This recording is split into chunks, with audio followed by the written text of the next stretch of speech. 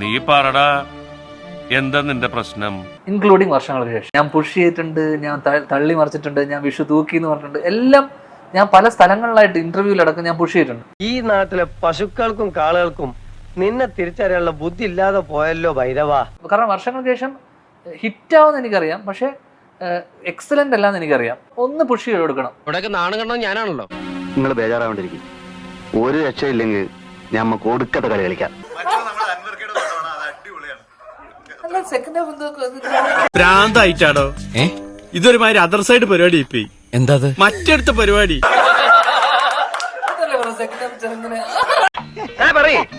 ആലോചിക്കാനുള്ള സമയം. കാരണം ആവേശം ഒരു പരിധി വരെ ആ ഹൈപ്പ് കൊണ്ടുപോയി. ഒരുപാട് ബ്ലോക്ക് ബസ്റ്റേഴ്സ് ഉള്ള വർഷമാണിത്. പക്ഷെ നമ്മുടെ ബ്ലോക്ക് ബസ്റ്ററിന് ഒരു പ്രത്യേകത ഉണ്ട്. എന്താ വെച്ചാൽ നമ്മുടെ സെക്കൻഡ് ഹാഫിൽ ലാഗുള്ള ബ്ലോക്ക് ബസ്റ്ററാണ്. ഇതിനേക്കാൾ ഭേദം തൂങ്ങിച്ചാവുന്നതാണ്. അതെ, എനിക്ക് ഈ നാട്ടിലൊരു ഇമേജ് ഉണ്ട്, അത് കളഞ്ഞു കുളിക്കാൻ ഞാനില്ല. എന്റെ ഭാഗത്ത് എനിക്ക് ഏറ്റവും നന്നായി ചെയ്യാവുന്ന കാര്യം എന്ന് വെച്ച് കഴിഞ്ഞാൽ ഇതേപോലെ ഇന്റർവ്യൂല് വന്നിട്ട് ആൾക്കാരെ എന്റർടൈൻ ചെയ്യുക. അതൊക്കെ നാട്ടുകാർക്ക് അറിയാവുന്ന കാര്യം അല്ലേ? തട്ടത്തൻ മറയത്ത് അന്ന് നമ്മളാണ് രണ്ട് നല്ല പടം, ഗംഭീര പടം നമ്മൾ നോക്കി. അതെ അതെ അതെ, ചരിത്രം ആവർത്തിക്കും. ഇങ്ങടെ മയ്യത്തടുത്ത തീക്കളിയാണ് കളിക്കണത്. ഞാനപ്പോ ഫാദുഖിനോട് പറഞ്ഞ ഫാദുഖ പിടിക്കാം, നിങ്ങൾ പറഞ്ഞാൽ പിടിക്കാം.